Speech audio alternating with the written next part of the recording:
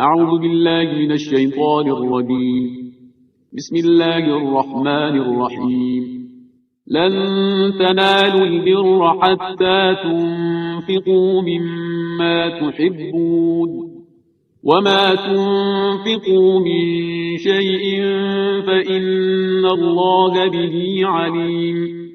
كل الطعام كان حلا لبني إسرائيل إلا ما حرم إسرائيل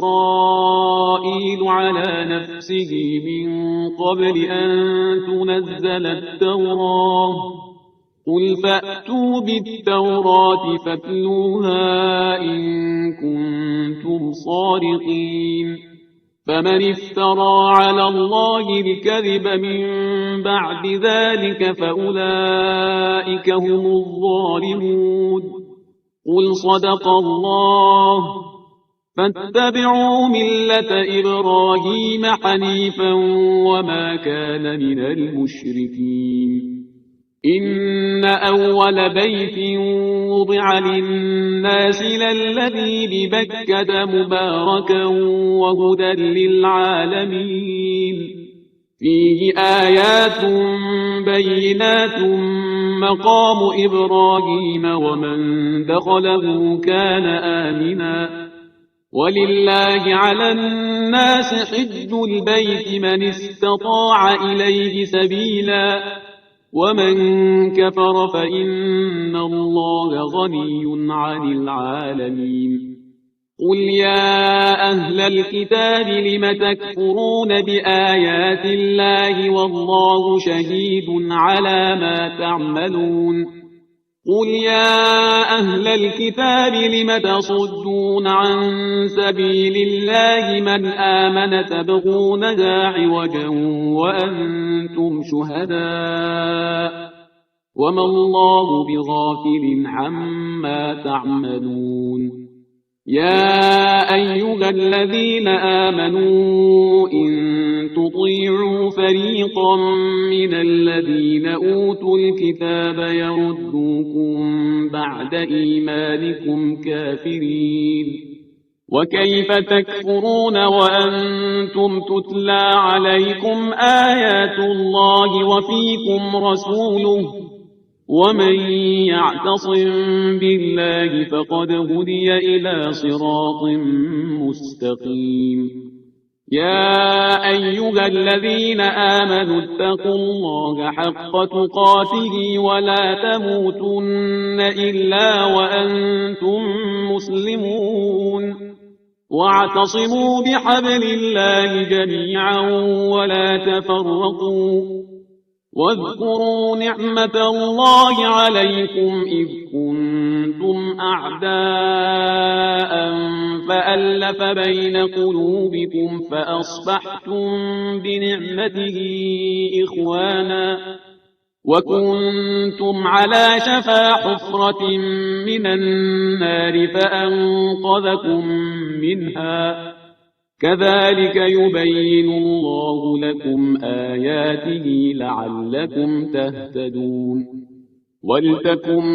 منكم أمة يدعون إلى الخير ويأمرون بالمعروف وينهون عن المنكر، وأولئك هم المفلحون. ولا تكونوا كالذين تفرقوا واختلفوا من بعد ما جاءهم البينات، وأولئك لهم عذاب عظيم. يوم تبيض وجوه وتسود وجوه، فأما الذين اسودت وجوههم أكفرتم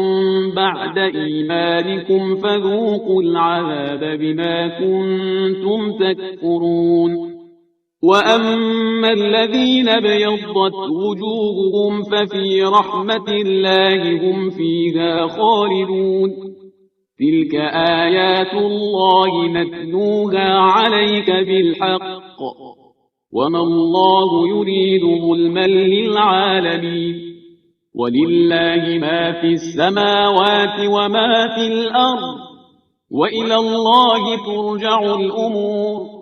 كنتم كنتم خير أمة أخرجت للناس تأمرون بالمعروف وتنهون عن المنكر وتؤمنون بالله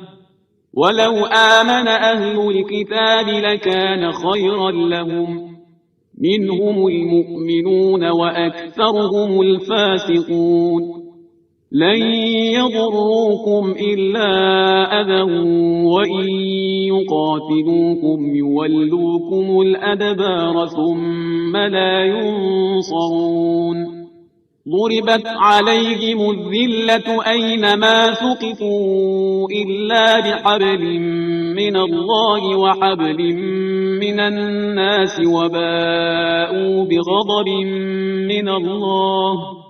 وباءوا بغضب من الله وضربت عليهم المسكنة ذلك بأنهم كانوا يكفرون بآيات الله ويقتلون الأنبياء بغير حق ذلك بما عصوا وكانوا يعتدون ليسوا سواء من أهل الكتاب أمة قائمة يتلون آيات الله آناء الليل وهم يسجدون يؤمنون بالله واليوم الآخر ويأمرون بالمعروف وينهون عن المنكر ويسارعون في الخيرات وأولئك من الصالحين وما يفعلوا من خير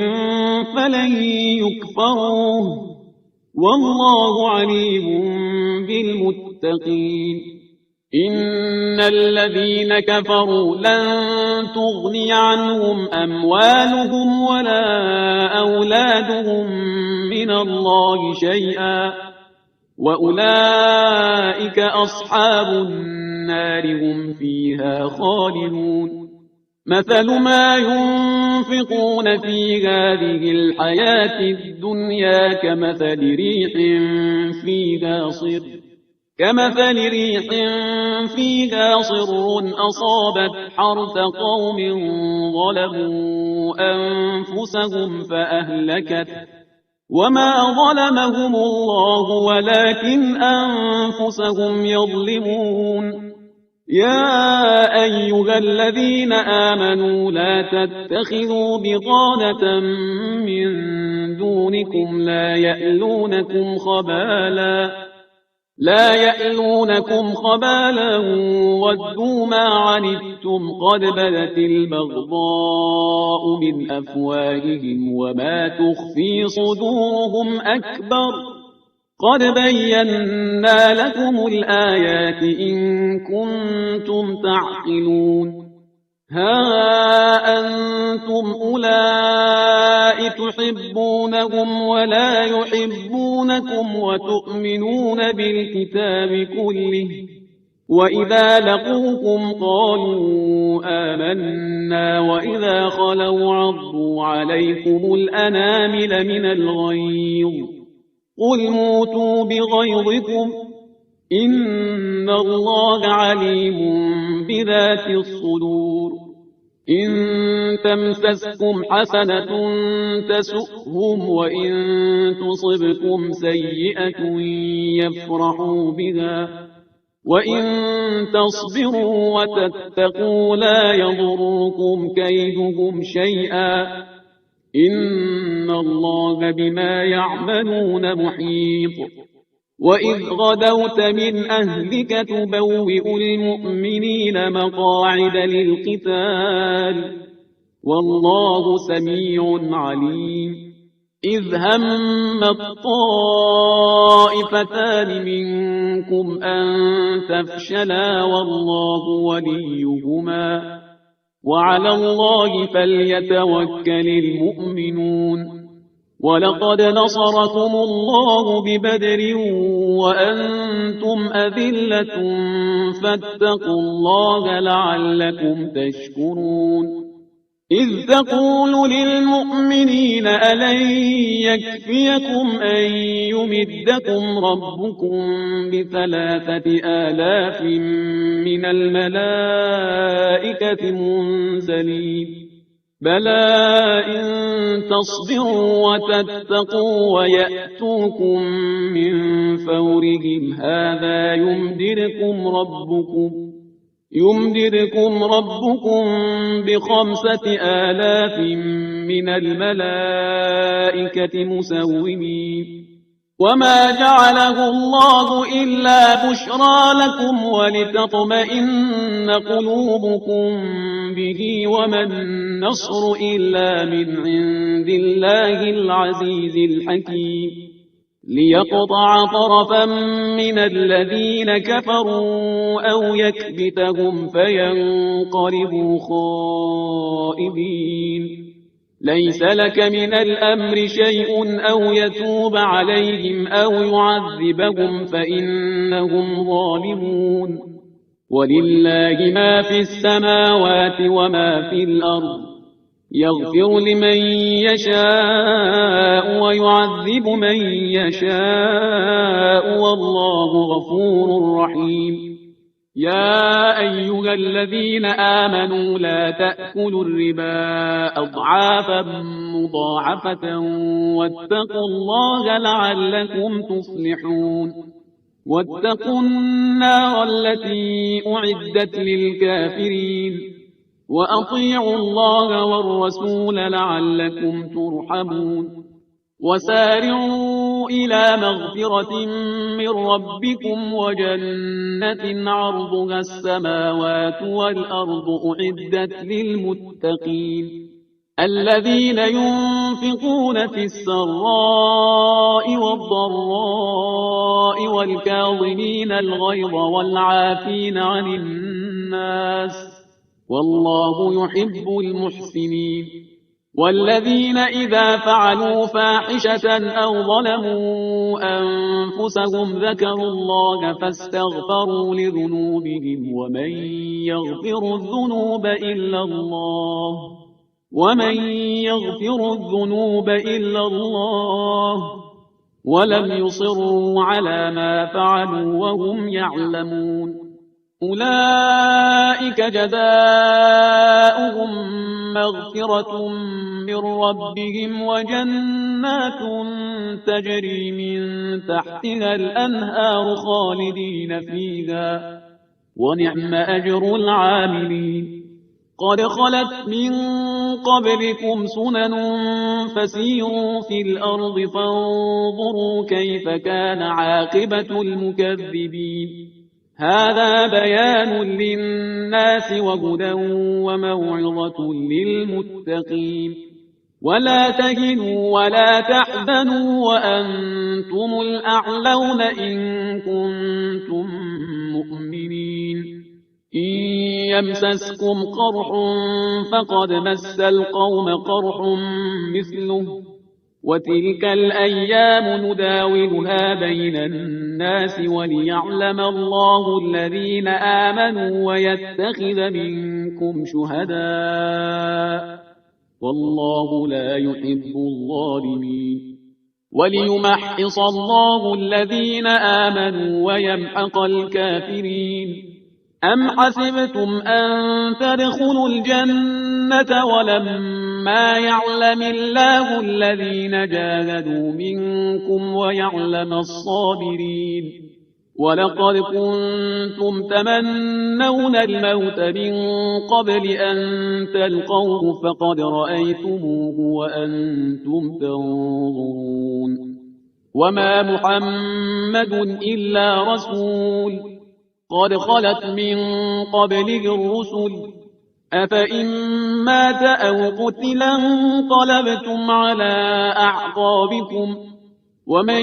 ينقلب على عقبيه فلن يضر الله شيئا وسيجزي الله الشاكرين وما كان لنفس أن تموت إلا بإذن الله كتابا مؤجلا ومن يرد ثواب الدنيا نؤته منها ومن يرد ثواب الآخرة نؤته منها وسنجزي الشاكرين. وكأي من نبي قاتل معه ربيون كثير فما وهنوا لما أصابهم في سبيل الله وما ضعفوا وما استكانوا والله يحب الصابرين. وما كان قولهم إلا أن قالوا ربنا اغفر لنا ذنوبنا وإسرافنا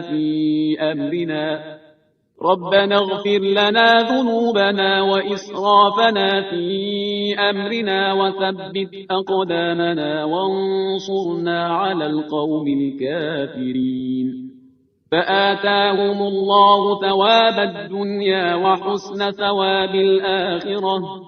والله يحب المحسنين. يا أيها الذين آمنوا إن تطيعوا الذين كفروا يردوكم على أعقابكم فتنقلبوا خاسرين. بل الله مولاكم وهو خير الناصرين. سنلقي في قلوب الذين كفروا الرعب بما أشركوا بالله ما لم ينزل به سلطانا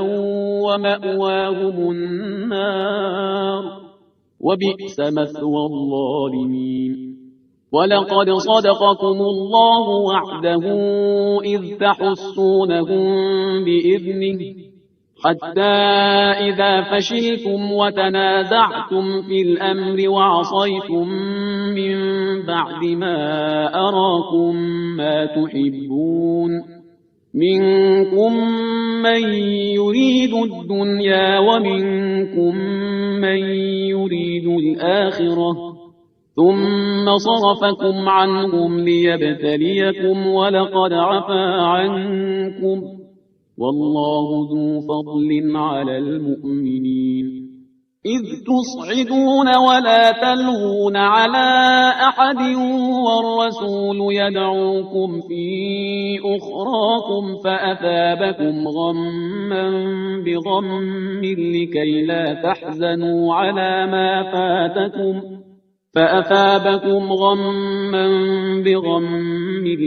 لا تحزنوا على ما فاتكم ولا ما أصابكم والله خبير بما تعملون. ثم أنزل عليكم من بعد الغم أمنة نعاسا يغشى طائفة منكم وطائفة قد أهمتهم أنفسهم يظنون بالله غير الحق ظن الجاهلية يقولون هل لنا من الأمر من شيء قل إن الأمر كله لله يخفون في أنفسهم ما لا يبدون لك يقولون لو كان لنا من الأمر شيء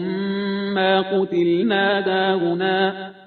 قل لو كنتم في بيوتكم لبرز الذين كتب عليهم القتل إلى مضاجعهم وليبتلي الله ما في صدوركم وليمحص ما في قلوبكم والله عليم بذات الصدور. إن الذين تولوا منكم يوم التقى الجمعان إنما استزلهم الشيطان ببعض ما كسبوا ولقد عفى الله عنهم إن الله غفور حليم. يا أيها الذين آمنوا لا تكونوا كالذين كفروا وقالوا لإخوانهم إذا ضربوا في الأرض أو كانوا غزا لو كانوا عندنا ما ماتوا وما قتلوا ليجعل الله ذلك حسرة في قلوبهم والله يحيي ويميت والله بما تعملون بصير. ولئن قتلتم في سبيل الله أو متم لمغفرة من الله ورحمة خير مما يجمعون ولئن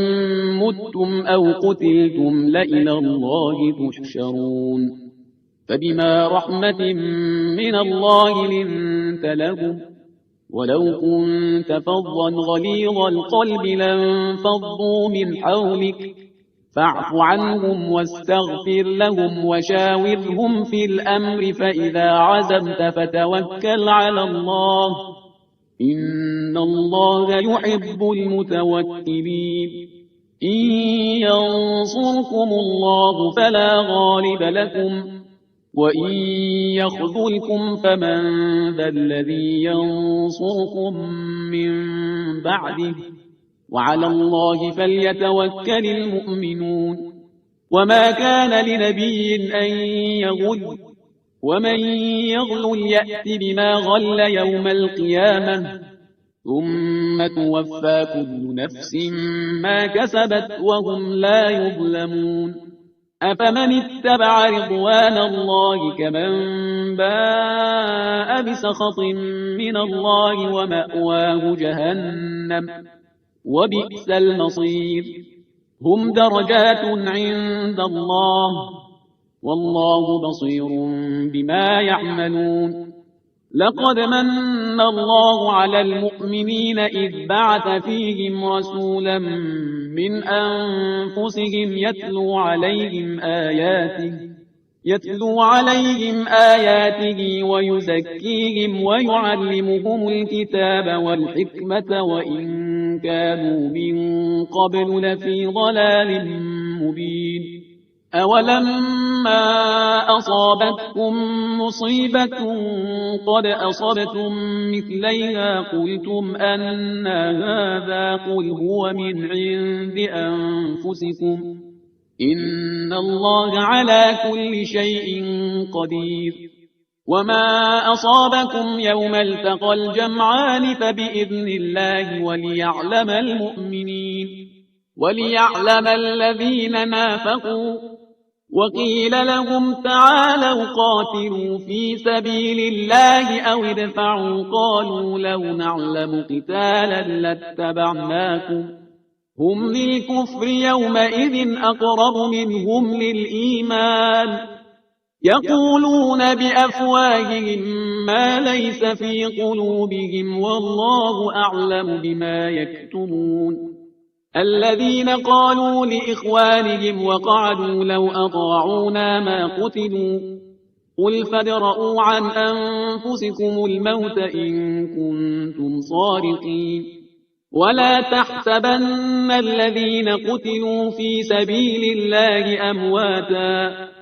بل أحياء عند ربهم يرزقون فرحين بما آتاهم الله من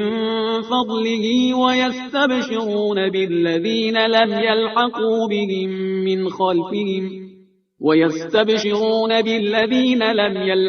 بهم من خلفهم ألا خوف عليهم ولا هم يحزنون يستبشرون بنعمة من الله وفضل وأن الله لا يضيع أجر المؤمنين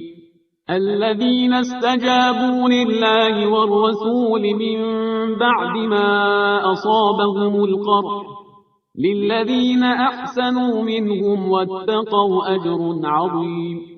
الذين قال لهم الناس إن الناس قد جمعوا لكم فاخشوهم فزادهم إيمانا وقالوا حسبنا الله ونعم الوكيل فانقلبوا بنعمة من الله وفضل لم يمسسهم سوء واتبعوا رضوان الله والله ذو فضل عظيم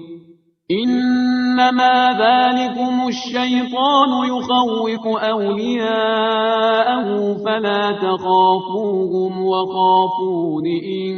كنتم مؤمنين ولا يحزنك الذين يسارعون في الكفر إنهم لن يضروا الله شيئا يريد الله ألا يجعل لهم حظا في الآخرة ولهم عذاب عظيم إن الذين اشتروا الكفر بالإيمان لن يضروا الله شيئا ولهم عذاب أليم ولا يحسبن الذين كفروا أنما نملي لهم خير لأنفسهم إنما نملي لهم ليزدادوا إثما ولهم عذاب مهين ما كان الله ليذر المؤمنين على ما أنتم عليه حتى يميز الخبيث من الطيب وما كان الله ليطلعكم على الغيب ولكن الله يجتبي من رسله من يشاء فآمنوا بالله ورسله وإن تؤمنوا وتتقوا فلكم أجر عظيم ولا يحسبن الذين يبخلون بما آتاهم الله من فضله هو خيرا لهم بل هو شر لهم سيطوقون ما بخلوا به يوم القيامة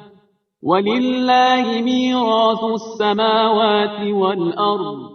والله بما تعملون خبير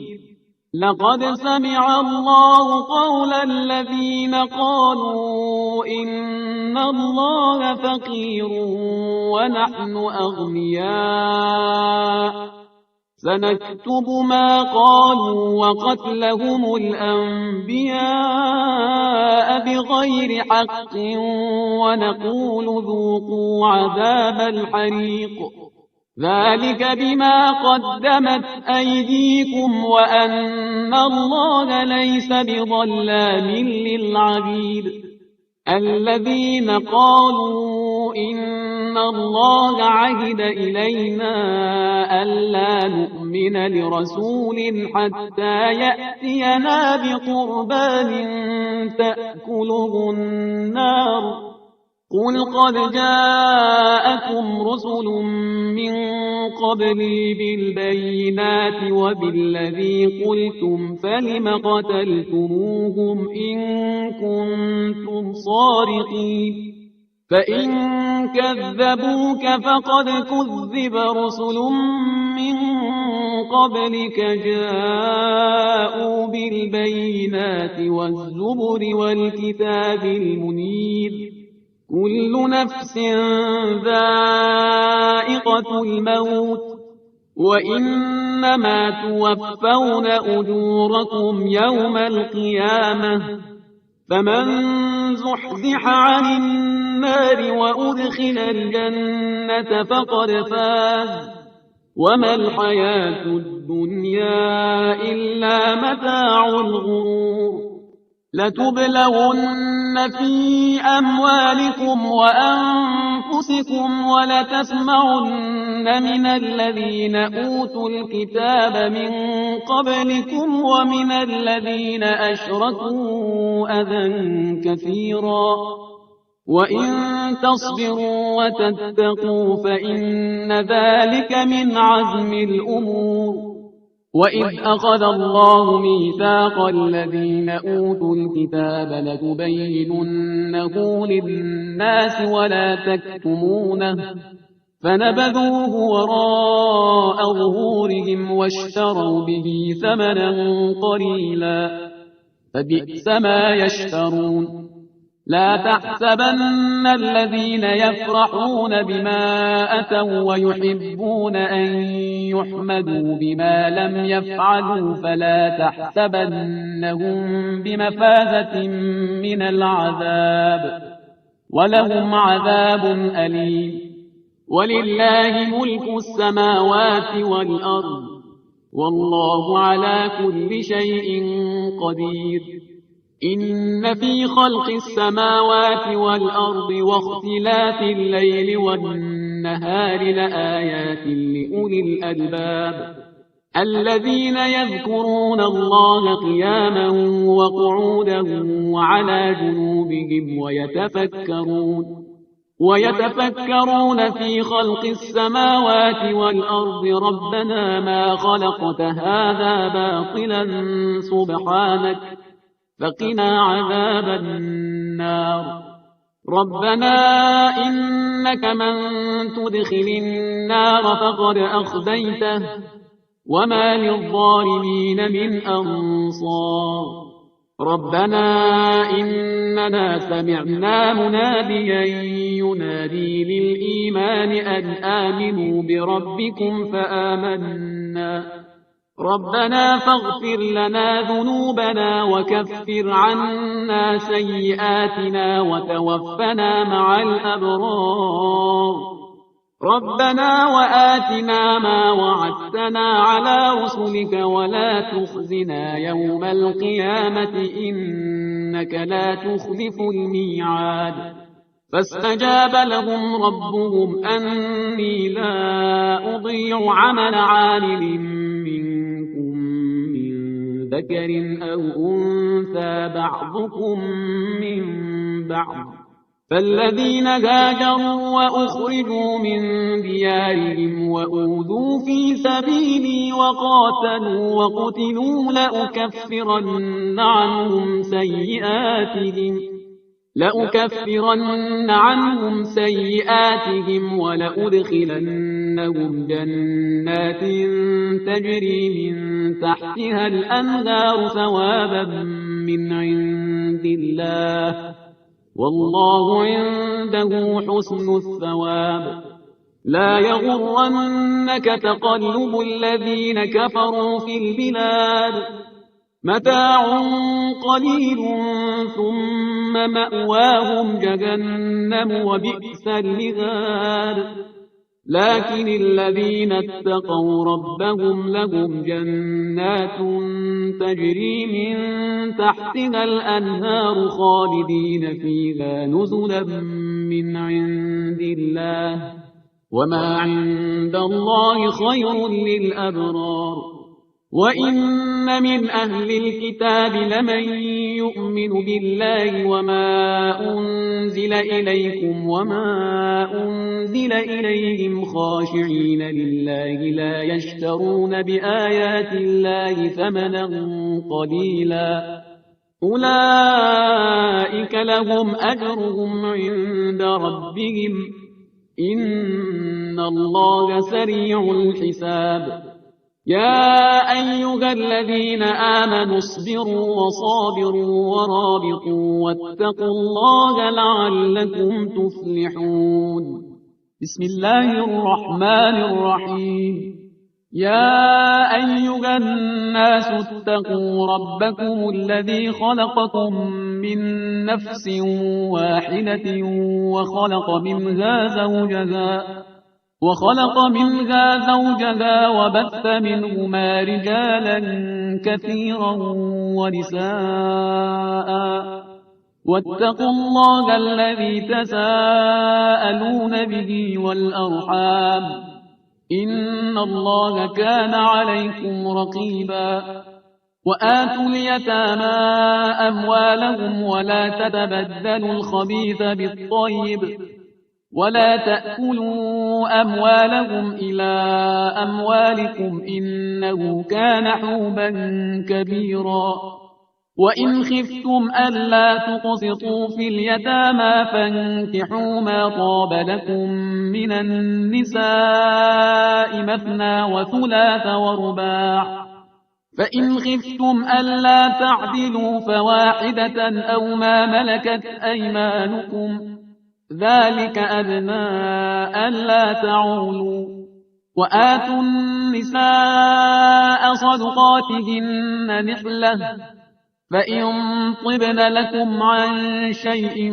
منه نفسا فكلوه هنيئا مريئا ولا تؤتوا السفهاء أموالكم التي جعل الله لكم قياما وارزقوهم فيها واكسوهم وقولوا لهم قولا معروفا وابتلوا اليتامى حتى إذا بلغوا النكاح فإن آنستم منهم رشدا فادفعوا إليهم أموالهم ولا تأكلوها إسرافا وبدارا أن يكبروا ومن كان غنيا فليستعفف ومن كان فقيرا فليأكل بالمعروف فإذا دفعتم إليهم أموالهم فأشهدوا عليهم وكفى بالله حسيبا للرجال نصيب مما ترك الوالدان والأقربون وللنساء نصيب مما ترك الوالدان والأقربون مما قل منه أو كثر نصيبا مفروضا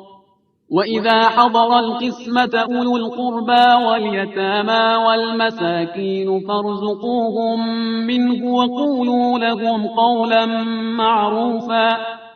وليخشى الذين لو تركوا من خلفهم ذرية ضعافا خافوا عليهم فليتقوا الله وليقولوا قولا سديدا إن الذين يأكلون أموال اليتامى ظلما إنما يأكلون في بطونهم نارا وسيصلون سعيرا يوصيكم الله في أولادكم للذكر مثل حظ الأنثيين فإن كن نساء فوق 2 فلهن ثلثا ما ترك وإن كانت واحدة فلها النصف ولأبويه لكل واحد منهما السدس مما ترك إن كان له ولد فإن لم يكن له ولد وورثه أبواه فلأمه الثلث فإن كان له إخوة فلأمه السدس من بعد وصية يوصي بها أو دين آباؤكم وأبناؤكم لا تدرون أيهم أقرب لكم نفعا فريضة من الله إن الله كان عليما حكيما ولكم نصف ما ترك أزواجكم إن لم يكن لهن ولد فإن كان لهن ولد فلكم الربع مما تركن من بعد وصية يوصين بها أو دين ولهن الربع مما تركتم إن لم يكن لكم ولد فإن كان لكم ولد فلهن الثمن مما تركتم من بعد وصية توصون بها أو دين وإن كان رجل يورث كلالة أو امرأة وله أخ أو أخت فلكل واحد منهما السدس فإن كانوا أكثر من ذلك فهم شركاء في الثلث من بعد وصية يوصى بها أو دين غير مضار وصية من الله والله عليم حليم تلك حدود الله ومن يطع الله ورسوله يدخله جنات تجري من تحتها الأنهار خالدين فيها وذلك الفوز العظيم ومن يعص الله ورسوله ويتعد حدوده يدخله نارا خالدا فيها وله عذاب مهين واللاتي يأتين الفاحشة من نسائكم فاستشهدوا عليهن 4 منكم فإن شهدوا فأمسكوهن في البيوت حتى يتوفاهن الموت أو يجعل الله لهن سبيلا. واللذان يأتيانها منكم فآذوهما، فإن تابا وأصلحا فأعرضوا عنهما، إن الله كان توابا رحيما. إنما التوبة على الله للذين يعملون السوء بجهالة ثم يتوبون من قريب فأولئك يتوب الله عليهم، وكان الله عليما حكيما. وليست التوبة للذين يعملون السيئات حتى إذا حضر أحدهم الموت قال إني تبت الآن، ولا الذين يموتون وهم كفار أولئك أعتدنا لهم عذابا أليما. يا أيها الذين آمنوا لا يحل لكم أن ترثوا النساء كرها ولا تعضلوهن لتذهبوا ببعض ما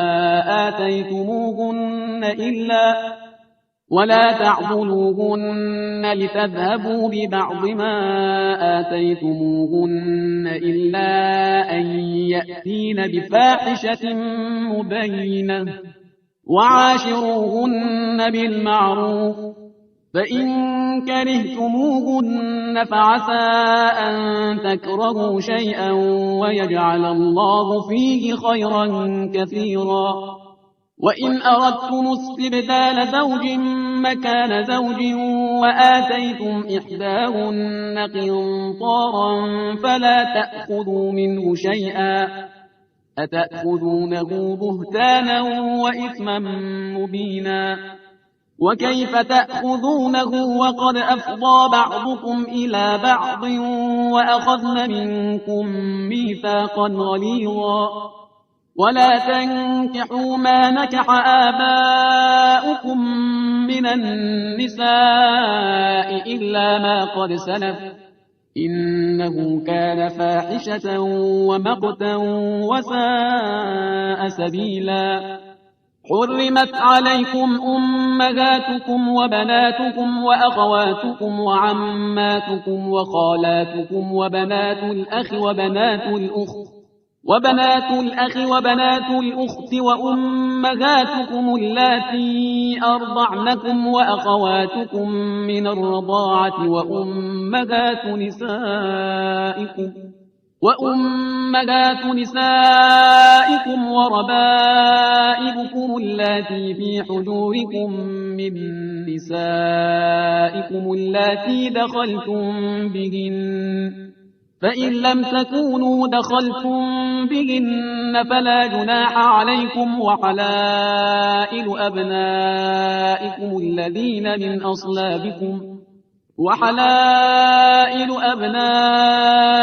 الذين من أصلابكم وأن تجمعوا بين الأختين إلا ما قد سلف، إن الله كان غفورا رحيما. صدق الله العلي العظيم.